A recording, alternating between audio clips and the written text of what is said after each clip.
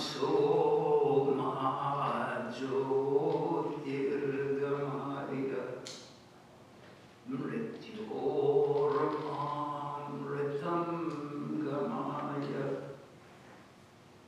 Adiravirmaedhi Rudrayate Dakshinam Mukham Te Namam Bhaginityam. Om, lead us from the unreal to the real. Lead us from darkness unto light. Lead us from death to immortality. Reach us through and through ourself, and evermore protect us from ignorance by thy sweet, compassionate face. Let us sit quietly a few moments and meditate on the Supreme Spirit in any way we please.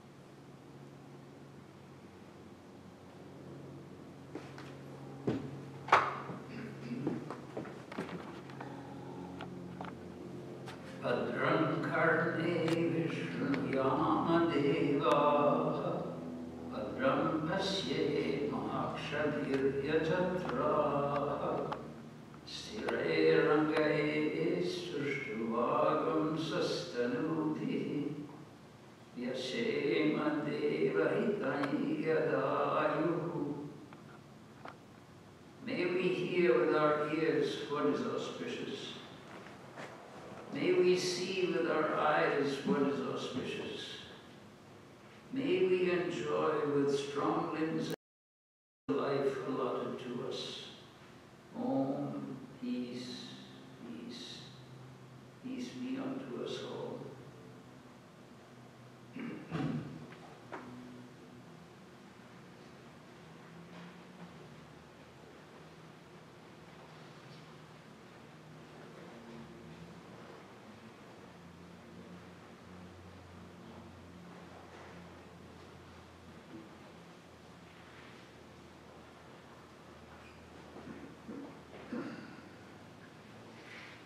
It is customary that on the last lecture of the lecture season that the topic be devoted to Swami Vivekananda and his teachings. The first lecture of the season is devoted to Sri Krishna, and the last lecture of each season is devoted to Swamiji. Now, of Swamiji's lectures, there are so many outstanding things, so many specialities can be quoted, can be referred to. One lecture which is extremely significant and absorbing is the lecture called God in Everything. And that was delivered in London on the 27th of October, 1896. It is based on one of the Upanishads, the oldest, as commonly judged, the oldest of them. It was found in, this Upanishad is found in the Rig Veda, which is itself considered of great special antiquity. So one can suppose that that lecture had embodied something very fundamental that has lived, that has survived for all these thousands of years. Because the date of this Veda is not at all known with any real certainty, but it's thousands and thousands of years ago. And it is remarkable in that it is the shortest of the Upanishads, but it has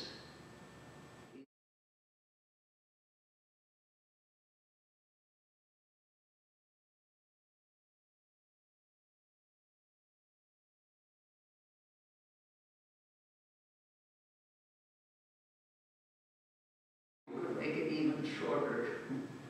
It has been condensed into 4 great sayings called Mahavakyas, the great sayings. The whole of Vedantic teachings can be condensed to that. And each one of them itself, each one of these 4 great sayings itself is the whole that is being referred to by all of those 4 sayings. So actually, the significance is there's only one. You can condense the basic teachings of Vedanta into just one saying. And then you can think, well, why should I even bother to be that explicit? I should be able to condense it into even less than that. And so it is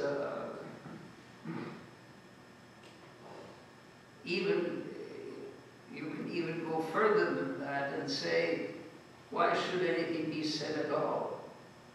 Just simply being should give you the whole truth of everything. Because if it's not true in every moment of time, then you could say it's a derived truth or a derivative truth. It's something that is not the very core, the very essence.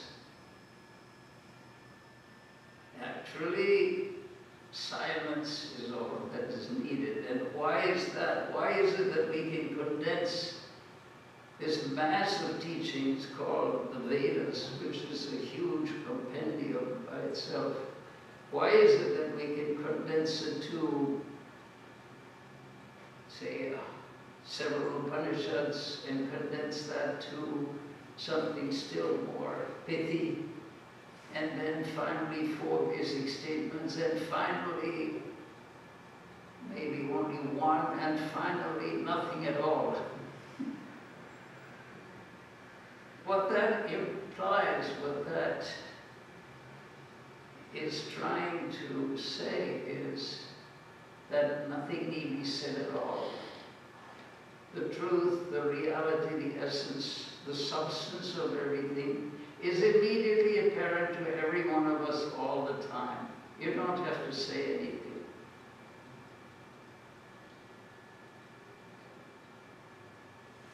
If you're in a certain place, if you're in San Francisco and you see the Golden Gate Bridge, you don't have to explain that the Golden Gate Bridge is in San Francisco. These things are perfectly evident.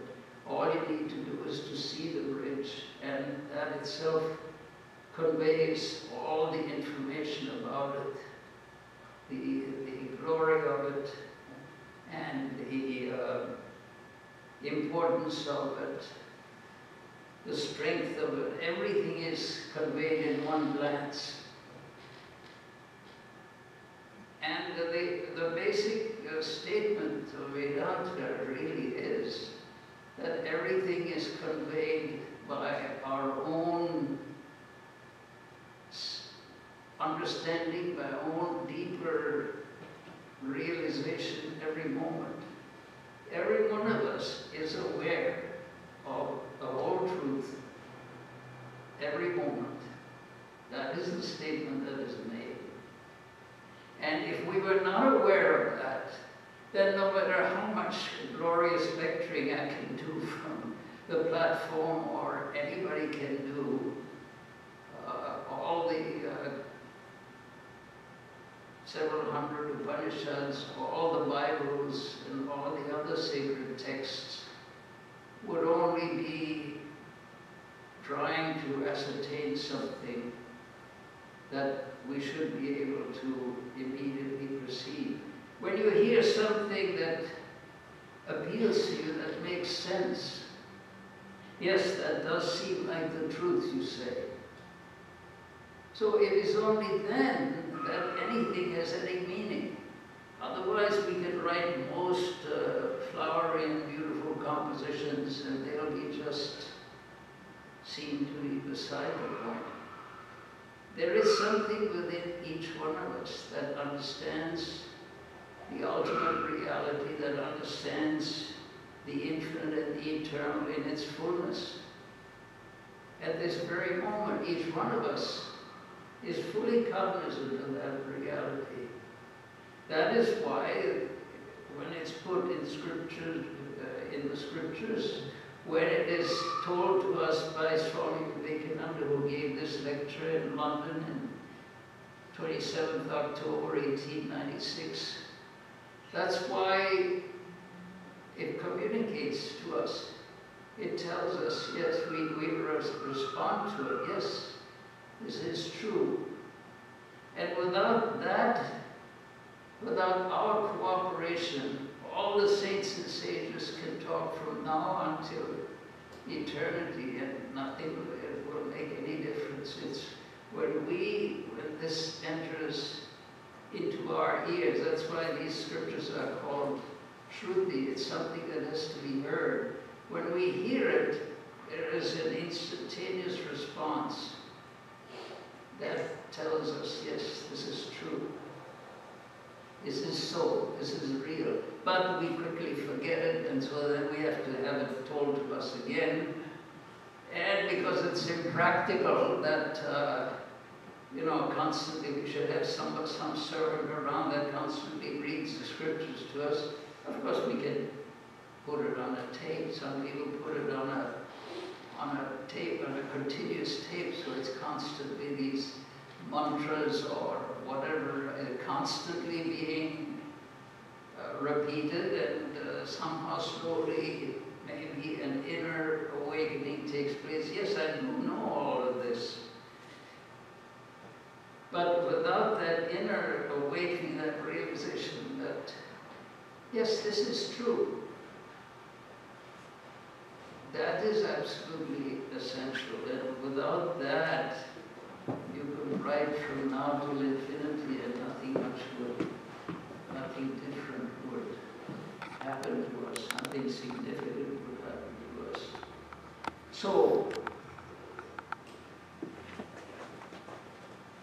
this lecture that Swami Vivekananda gave there in 1896 is based on the Ishavasya Upanishads, as I said, the oldest, one of the oldest of the Upanishads. And the key to it, the key to this Upanishad is in the first verse. Ishavasya Idam Sarvam. Isha by means of the Lord.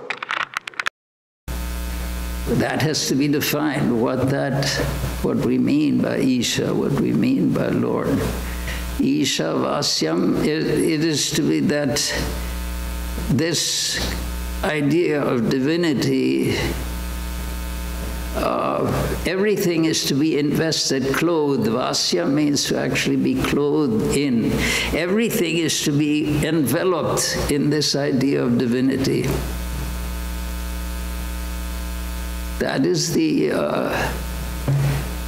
the basic statement, that whatever is perceived has to be covered with that.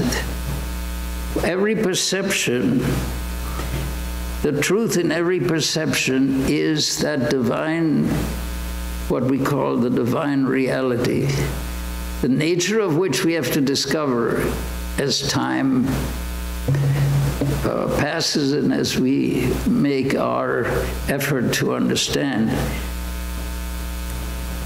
Isha Vasyam Idam Sarvam. All of this, Idam, this, Sarvam, all, has to be covered. Vasyam has to be covered, is to be covered with the Lord, with that supreme principle, whatever name you give it. When I say Lord, it may not mean anything to everybody, but the idea is that there's a divine principle, there's an all-pervading principle, an all-pervading reality.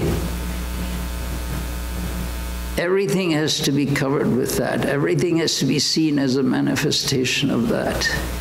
Isha Vasyam Idam Sarvam, everything has to be seen as being divine. Now that is a challenge, because when we examine things, we see them differently. When you really examine, you say everything has to be covered with the Lord. Every experience is an experience of God, but I don't feel that. I see physical things and I think of intellectual things. I don't see anything all-pervading, divine, or extraordinary about my perceptions. But that is what the statement said. One has to be able to see that. Now, how is it, how can we justify that? How can we try to understand that everything has to be covered by whatever it is that we call Lord? It is something without boundaries, eternal, infinite. Some divine means undying, eternal principle, is to be seen in everything. That is the basic instruction of religion. Really, everything else is secondary, superficial details. Some people say, okay, now you have to go to a certain place of worship and you have to bow down before a certain symbol, and the symbols vary, and then slowly, and then you have to repeat certain words, you have to do certain ceremonies, you have to observe this and observe that, all these things you have to do. But those are all secondary things. The first thing is to feel that there is a reality, that the essence of everything is not material.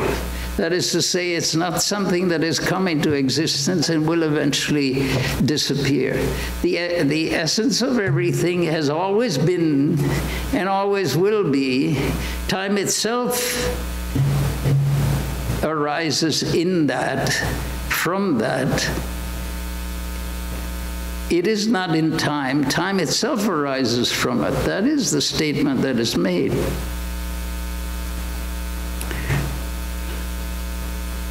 So then if you say, well, okay, it's very difficult. All I know when I investigate whatever I see around me, I take it apart and I examine it in so many different ways. There's destructive testing. I completely tear it apart. I find out what it is.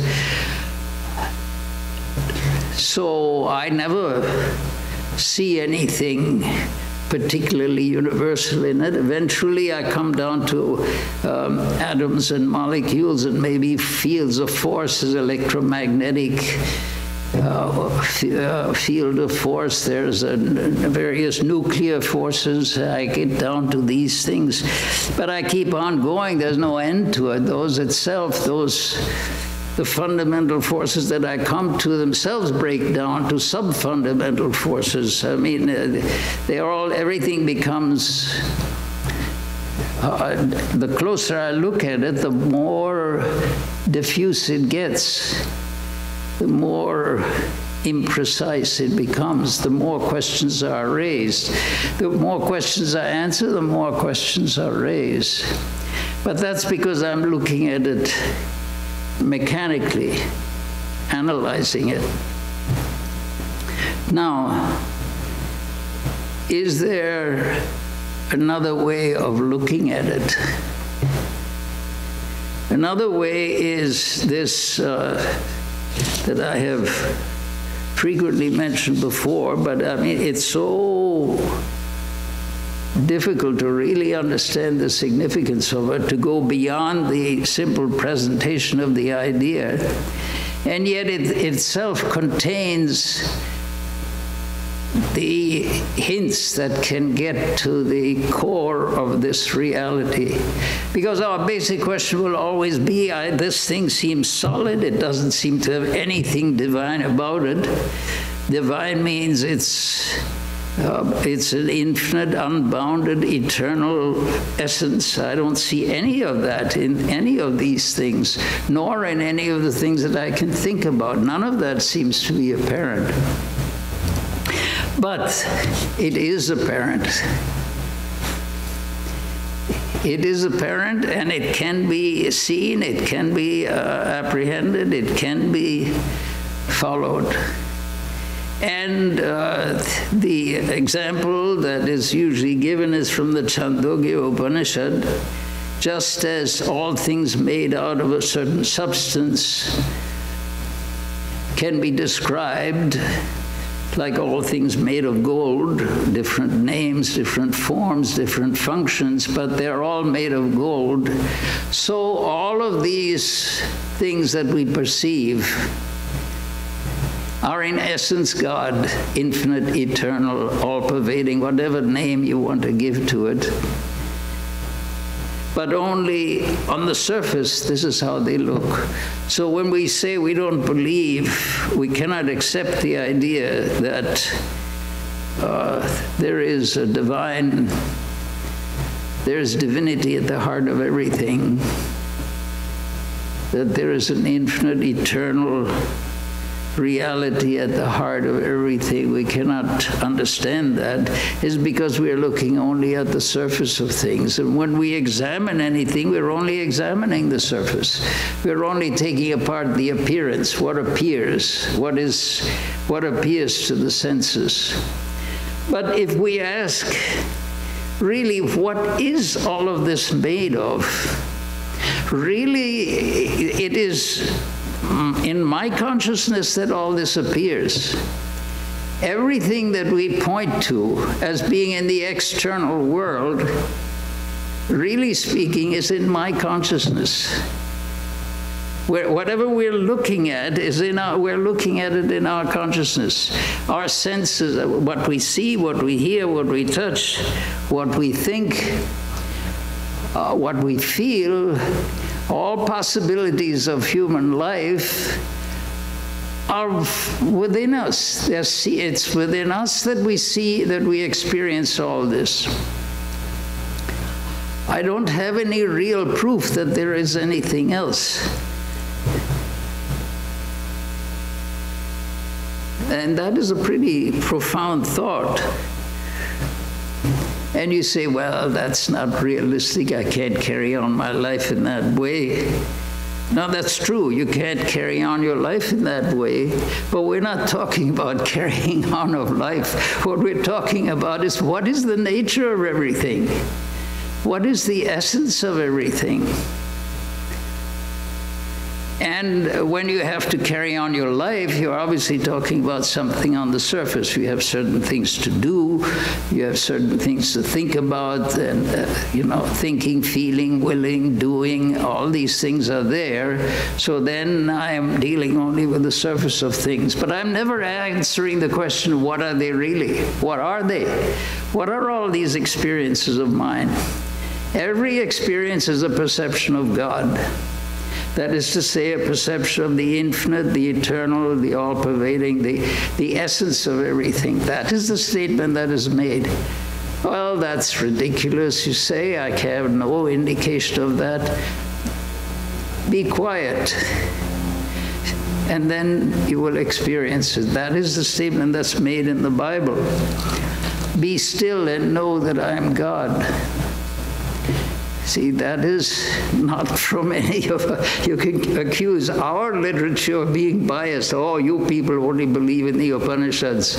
So, well, other people have tried other things, and, we can't necessarily accept everything you say. Okay, fine. The Bible also says, be still and know that I am God. Of course, it can be interpreted in other ways, but if you interpret it in this way, it is in that stillness that you know God. That is the whole point of meditation. The purpose of meditation is to quieten this, the vrittis, the waves in the mind, the perceptions, the memories, the experiences, the tendencies that appear in the mind. Chitta vritti nirodha, that is yoga, the quieting of those waves in the mind. And what is the result of that? When those waves are quietened, when the disturbances of this mental ocean are quietened, then what is at the heart of that ocean? What is at the basis of our perception? All our perceptions are in our mind. What is at the basis of those perceptions manifests itself. So when the vrittis are, the waves in the mind are quietened, it isn't that anything new is created. It's that our vision becomes clear and we're able to perceive and experience the very essence of our reality, of our personality, of our being, and the essence of everything. And what do we find that it is? Again, according to the sages who from very ancient times have done this, what is it that we experience? We experience an infinite, eternal, and unchanging ocean of reality, which is all existence, all consciousness, and all bliss. We don't know what bliss is either. Bliss is Ananda. We call it Ananda, but what is that? Is it something that, you know, a great joy when you go up and do something tremendous? That joy is there, but that's not what's really being referred to. Perceptions of that joy are there. But the very existence itself, without any of these superimpositions of our daily experience, that very existence itself is total unalloyed bliss. That is the statement. We perceive a little bit of that every night when we go to sleep. If we get sound sleep, what is it that we experience there? You can't really say. There's no particular experience. You're not experiencing any particular thing. But every night you need that state. If you don't get it every night, you become very disturbed and emotionally disturbed, and you feel, no, there's something missing, and you go to all sorts of chemicals to try to induce that state. We desperately need that. Oh, yes, we need it in order to rest. Yeah, the body rests during that time, the mind rests during that time, but in what do they rest? In that deep sleep, we get a little, it's still a state of ignorance. It's still not an experience, an unalloyed experience of that reality, but it's getting closer to it, and we feel the attraction of that, because that is our own nature. There are two powers, avarna and vikshepa, that are present in our minds. Avarna is the hiding of the reality, and vikshepa is the projection of another reality. So we don't perceive Brahman, or the infinite, the eternal self that is the very essence of us. And something else, this universe, is projected instead. So at night, that projective power is gone. The veiling power is, the way it's analyzed, the veiling power is said to be still there. So we're not, you can't say you wake up a knower of Brahman, but because ignorance is still there, but it has been vastly reduced. And the disturbance, the distraction has been removed. So one feels much closer to that, and one gets a great deal of bliss out of that. And we demand that every night, yes, whatever is necessary to achieve a sound night's sleep, we have to have. And if for a long time we can't achieve it, then mentally we become very upset, very disturbed. Anyway, this all goes back to this Swamiji's presentation of this lecture, God and Everything, which is based on that Isha Upanishad. Isha Vasyam Idam Sarvam Yat Kinsha Jagatyam Jagat. Whatever in this world, Jagatyam, whatever in this world, Jagat moves. In other words, whatever reality we perceive has to be covered with the Lord. That means it has to be seen in its essence as a divine reality, meaning it is eternal and it is totally satisfying. That is our essence within each one of us, in the heart of each one of us, in the mind of each one of us. That golden reality is glittering. That's what drives everything here. It's looking for that reality everywhere. We look for it everywhere, but instead of looking for it where it can more easily be found, we look at it in the most difficult places. So we go out. We feel it is necessary to go out and find it out there somewhere. Actually, it's in our own being, our own reality. If we can achieve that inner serenity, then slowly we begin to perceive that that's where it is. That's where the reality is. So this is the lecture, and some of the things in it we can talk about.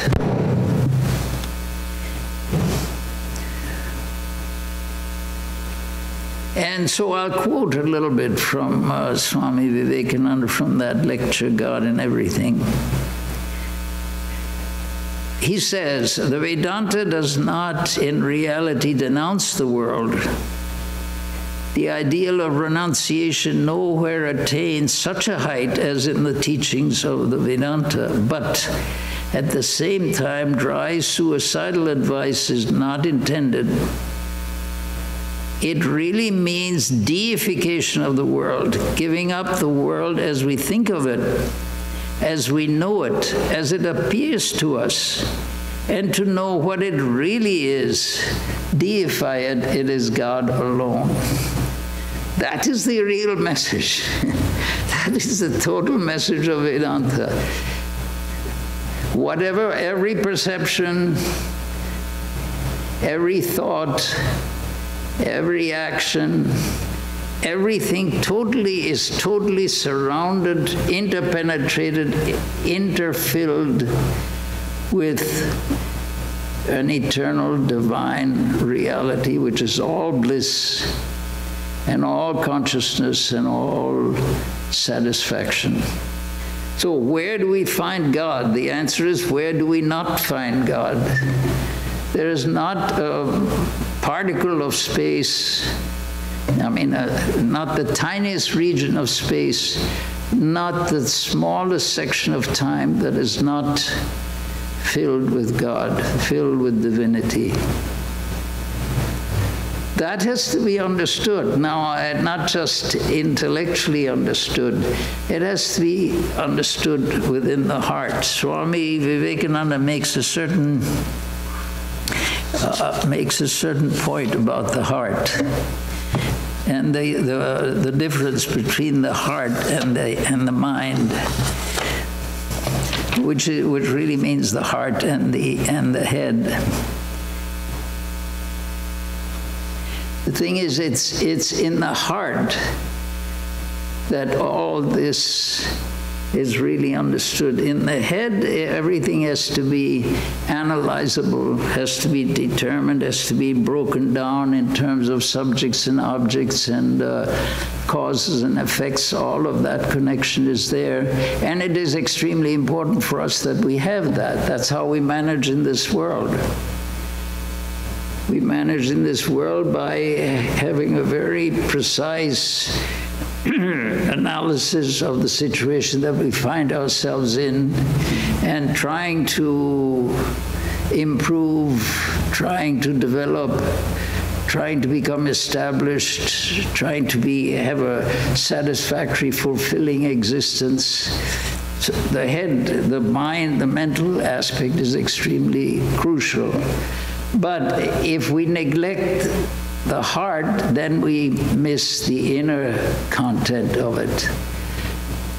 The mind will give us, will improve our universe, our experience of the world, and will defend us, protect us from errors. But it is the heart that senses the ultimate reality. Development of the heart is what gives us the insight that slowly introduces us to the reality of God within our own being. So it is not only that things can be totally logical, but if you go far enough in logic, you find there's always a boundary beyond which you cannot go. Logic always has a limitation. It is the heart that goes beyond that limitation. When you come to the edge of the experience of things, where the mind has taken you as far as it can and then left you still with a question, it is the heart that probes deeper and finds the question answered. The fact, I mean, the scriptures, not only of Vedanta, of all religions, say God is that entity which they call the Supreme. Every religion has given some idea about that. Even the Buddhists who don't believe in a creator, preserver, helper, sustainer God, they have saints and sages. They have the Buddha nature. Not only that, they take refuge in the Buddha. I take refuge in the Buddha, I take refuge in the Dharma, I take refuge in the Sangha. Those are the basic refuges that the Buddhists are required to subscribe to, even though the idea of God as such, as understood in perhaps Christianity and other religions, is not there. But what is there is something that is effective in doing what these things do for other people. There always has to be, the heart has to be involved. You take refuge in something. When you're very young, you take refuge in your mother. It isn't, you don't, it's not a logical thing. It's not something that you've decided, yes, I take refuge in my mother. The mother itself, that very impulse, the very being of the children consists in their having taken refuge in the mother. They have been born from the mother, but it's that relationship. It's not through the head, it's not through the mind, through the intellect, through the analysis that relationship occurs, that the relationship is supported. It's supported by a deep feeling of relationship, of identity, of oneness. So that has to be developed within ourselves in order to be able to perceive, in order to be able to, understand that basic principle, that the universe is totally filled with God, with infinity, with eternity. How do you see that? How do you imagine it? How do you grasp it? What do you do with it? You fill yourself with that idea. And that can only be done by an intuitional recognition of the truth of it.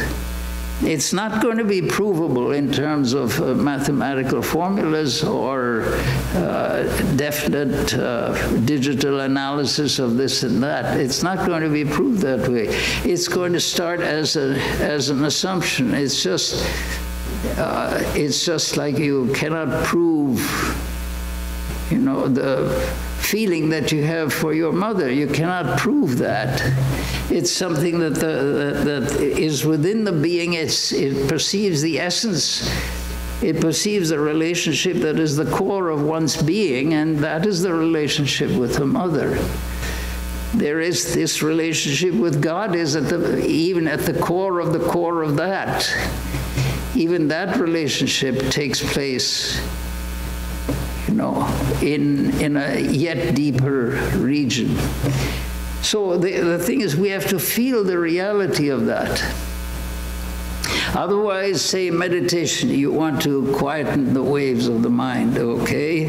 Chitta vritti nirodha, you stand, you try to quieten the waves of the mind, and to some extent you have a success. But what you finally perceive is beyond the mind. It's beyond calculation, beyond intellect. It's something that is perceived at a deeper level of our personality. If I try to, okay, I will believe in the truth of that divine principle, in the truth of God, when I can get some proof of it. You will never believe in the truth of God, because that entity is not available to that sort of investigation. It is available to the heart. It is available to the feeling of the truth of it, and you have to examine within yourself, do you feel the truth of it? Does that make sense? And you do it, you start off with a little bit of an acceptance, because we're never totally left without the experience, without a divine experience. Something happens in our life, something totally unexpected. And say there's some difficult situation has entered into your life. And you say, okay, this will be this will be a challenge. You say, okay, this is a very difficult situation that has come up, and how am I going to get out of it? Okay, these people all say if you pray to God, you will get results. But you don't basically believe in this sort of thing. Where is that God? Where is that? What is the proof of it? I will not do it because it doesn't seem to be reasonable. But you get to a certain state where a little more desperation enters, and you begin to feel, yeah, okay, I don't know if this is going to work or not, but for heaven's sakes, I am in a difficult situation. I am going to rely on this. I am going to call upon that reality, to see that reality, that divine principle, is at the heart of everything. And I'm going to surrender to that. That is the heart of religion. Surrender is the heart of religion. What are you surrendering? You're surrendering the finite to acquire the infinite. That's not much of a surrender, but it looks like a surrender when you're looking at it from the outside. Who would not want to surrender the small for the large? Which is what you're doing. So you're surrendering the finite for acquiring a relationship with the infinite. But let's say now you're in a difficult situation, and you decide, okay, this will be my gamble. I'm in such a situation. Everybody says that this is, there is a reality beyond that which is apparent, and so I'm going to surrender to that. I'm going to feel, yes, there is a reality beyond the apparent. So I fill myself with that reality, and I say, all right, I surrender to this. Please help me. And it's a bet, you could say. If you're really there, if you help me, then I may consider, applying to you further and, worshiping you and doing all these little things that you ask people to do. I've hesitated to do that because I really don't believe you exist. But now I'm in a desperate situation, so anyway, whatever the method is that you begin to feel the reality of that divine presence, whatever the method is, whatever the excuses, whatever the reason for it, whatever the procedure, you begin to do this. Okay. And you find it does work. Something has changed. That desperate situation you were facing has modified to some extent. Anyway, not that it has been necessarily solved, but something has happened to, give an uplift of thought, an uplift of reaction. Maybe some little thing, and you say, well, okay, that's all right. I was probably an accident. I mean, it probably would have happened anyway. The fact that I actually felt the presence of that divine reality and surrendered to that and filled myself with that and asked for some sort of resolution. That resolution came, but it could have been an accident. Anyway, something, in other words, some relationship with the infinite and the eternal has been established, a little tiny bit. And you say, well, okay, maybe it's not really an imagination. Maybe there is something. Maybe there is something here. There's a reality to what, that the reality of everything, it does enter into the totality of things. But you're not fully convinced. Anyway, your mind has been, that strong mental hold has been slightly shaken, and the heart has begun to enter. Anyway, if that happens again, then you begin to feel, there may be something to this. Maybe what the sages have been telling for thousands of years and inscribing in all of these scriptures, maybe there is something to it. Anyway, I'm not saying that you shouldn't understand this. I'm promising anything like this is going to work. It's something for you to try. But I know it does work for some people, and did work for some people that I know of. That somehow you have to get a contact with that eternal reality. God has to become a reality in one's life, has to become of some significance, has to be, so that you say, no, it is not simply an imagination of a few people. There is a reality there. There is something there. And you're willing to go on with it and increase your relationship with it. The point is that somehow, I mean, we're here, we're in a desperate situation. All of us are going to, one day, we're going to majestically walk off the plane of this world. That much is absolutely certain. You don't have to have any great teacher come to you and tell you that this is going to happen. Every one of us is expecting that one day we will majestically walk off the plane of this world. And then what? The thing is, again, we go to the sages. We don't really believe what they say, but I mean, we go to them for guidance. Yes, okay, you'll be born again.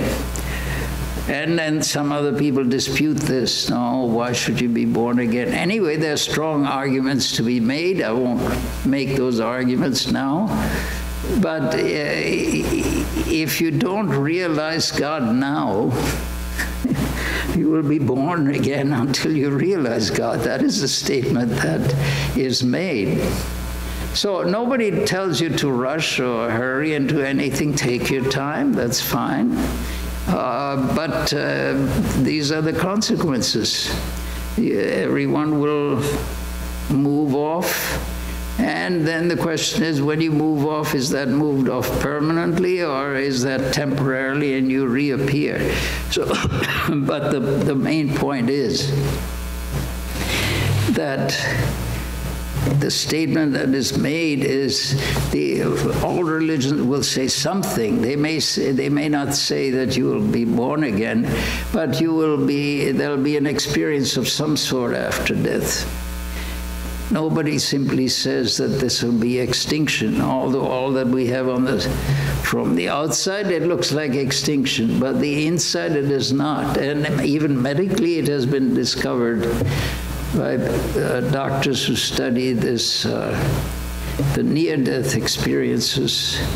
There are strong arguments to be made that something does occur afterwards. This is not the end of things.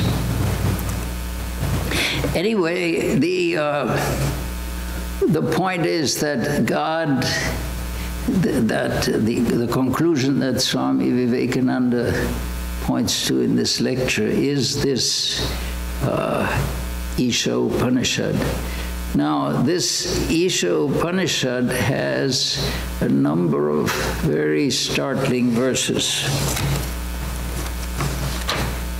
So the first one I have quoted, Isha Vasyam Idam Sarvam, that everything should be covered with the Lord. Then it's a Tena Tyaktena Bhunjita. That means by means of that renunciation, in other words, you are actually renouncing the appearance of things by superimposing on every perception that this is really a perception of God. By renouncing the appearance of things, you accept the essence of things. That is a profound thought, that there are actually two ways of looking at any perception. One is how it appears on the surface, and the other one is what it is really like. And what it appears on the surface, people will obviously agree on, but what it is really like is where religion comes in and makes its statements. So you're renouncing the appearance for the essence, and that should be the rule of our life. That should be the essence by which we live, because it is the appearance of things that gives us all our trouble. It is the appearance of things that promises great joys, great rewards, and eventually we all die and that all disappears. So it's the appearance of things that causes all of our uncertainties, all of our sometimes very positive results, sometimes very negative results. But the Upanishad asks us to go beyond the appearance, go to the reality. That is what we're talking about. The appearances, if we accept the reality of the appearance, we end up in a problem. That is a very basic statement that's very difficult to deny. So we should look for the essence of things. What is the essence? And the statement is made that the essence is a divine reality. That is what we have to discover. That is what we have to experience. So it is, the Upanishad further goes, Kurvaneha karmani, jijivishet shatagam samaha. So doing work, doing work, karmani, doing work like this, in this way, by renouncing the appearance and striving to attain the essence, you should desire to live as long as possible. In this way, this is the way, then it goes on the last half of the verses. In this way, karma, that whatever you do in this life will not cling to you. Because our problem is that the negative effects of work, we don't mind the positive effects, but we're very much concerned with the negative effects. Neither the positive nor the negative of our actions will cling to us if we give up the appearance and struggle to find the essence of things. And the essence of things is God, the infinite, the eternal. That is that which should be written in our minds in bold gold letters. Look beyond the appearance. Beyond the appearance of every perception is the infinite, is the divinity, is God. That is the message of religion. How you deal with that, attaining that essence, that each religion will have its own ways and they'll all disagree.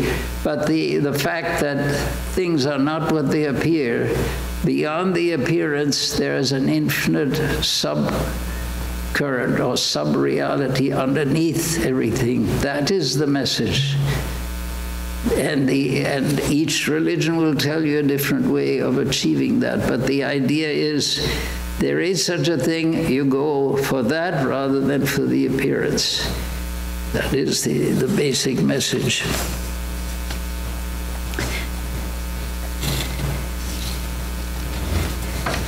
So, other verses there in this Upanishad. It moves, it does not move. It is far off, it is very near. It is inside all, it is outside all. He who sees all beings in that Atman, and who sees the Atman, the inner reality, the essence in all beings, he feels no hatred for anyone. Yastu sarvani bhutanyatmanyeva anupashyati. Who, this one who sees sarvani bhutani in all beings, who sees the Atman in all beings. Sarva bhuteshu chatman. He sees the Atman in all beings, and he sees all beings in the self, in the Atman. That is the ultimate that we're trying to reach. To see that, to go beyond the surface, go beyond the appearance and see underneath all appearances an inner reality of truth. And that within all beings, then to see that truth in all beings, to see all beings within that truth and that truth within all beings, in both respects. That is the aim, that is what we're trying to see God in everything and to see everything in God. That all actions, everything that is performed, everything that is all of our experiences are within an ocean, within a lake, within a totally surrounded by God. Now then you say, well, what is God? What is that infinity? That is the thing that we have to struggle for, to perceive that. And the more we put the surface as secondary and concentrate on experiencing the inner reality, the essence of things, we will draw closer and closer to that understanding, to that experience. To see in all experiences the Atman, and to see the Atman in all experience, in all respects, to feel totally surrounded, totally interpenetrated with that reality, to feel the presence of that, feeling the presence of God. There was a Christian saint, Brother Lawrence. What he saw on a winter's day, he saw a tree, a bare tree, and somehow the idea that this tree would soon in the spring be covered with leaves and flowers and fruits, somehow that elevated his mind to that consciousness of seeing divinity as being responsible for all changes, for all actions, for all events, as being the moving force behind everything. And it became such a permanent experience that he always felt that. Whatever he did, he felt that he was doing it for that divine reality, and that the divine reality was within him, giving him the ability to do all those things. These are what, like this verse here, Yasmin sarvani bhutanyatmaiva bhut vijanataha. So, for Yasmin, in whom all beings have become that reality, tatra ko moha kashoka ekatvam anupashyata. Tatra, there, ko, what? Moha, quad? Moha is delusion. What delusion? Kashoka, what sorrow can there be for a person? Ekatvam anupasyata, for a person experiencing this ekatvam. Eka is one. Ekatvam, the state of oneness. that divinity is present everywhere and everything is present within that divinity.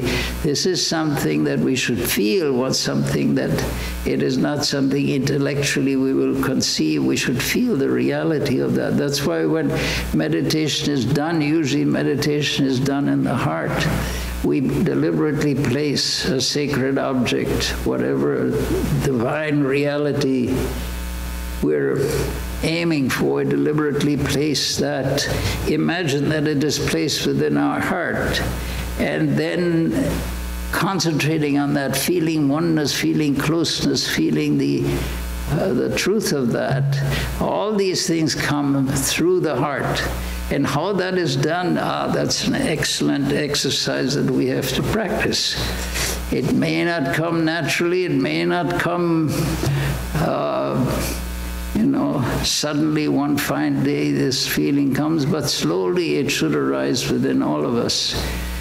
If it is true that God is present within everything and everyone, there's absolutely no reason why we shouldn't experience that and perceive it. And it's through the heart, through this feeling, through this process that we're able to approach that and achieve this tremendous realization, which has been the record of saints and sages who have gone this way. Thank you.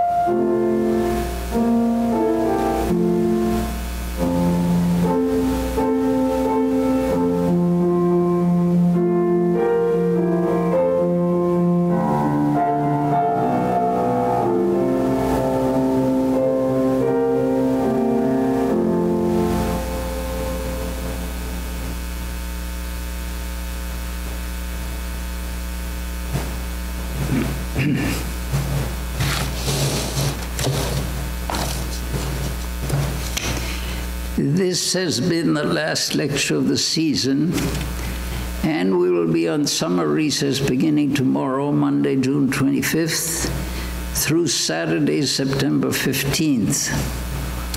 Lectures will resume on September 16th, and the Friday evening class will resume on September 21st.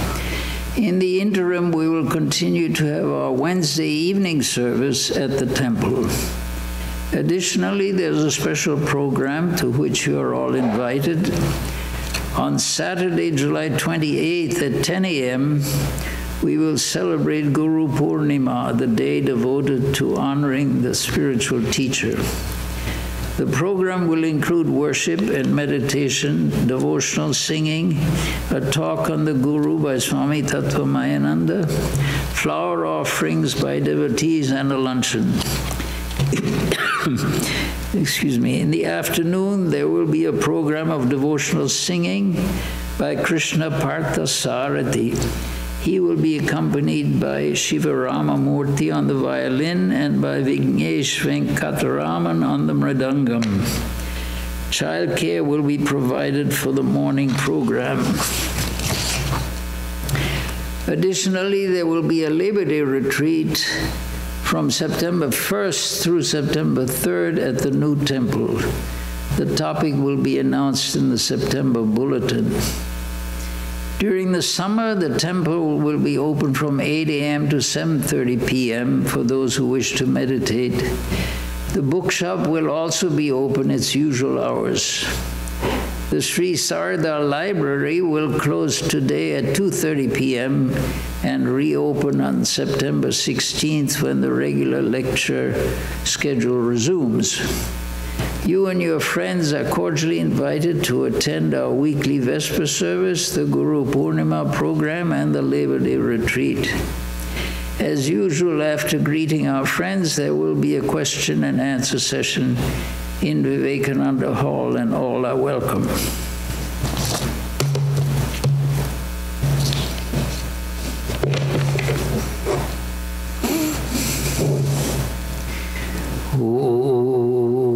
Om Dhyau Shanti Antariksham Shanti Prithivi Shanti Apo Shanti Roshadaya Shanti Vanaspataya Shanti Vishwe Deva Shanti Brahma Shanti Sarvam Shanti Shantireva Shanti Same Shantiredhi Om Shanti Shanti Shanti.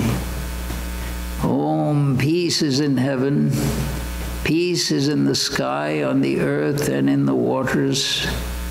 The herbs, the plants, and the trees are full of peace. The gods are peaceful.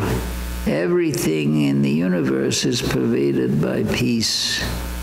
May that infinite universal peace enter our soul and being. Om, peace, peace, peace be unto us all.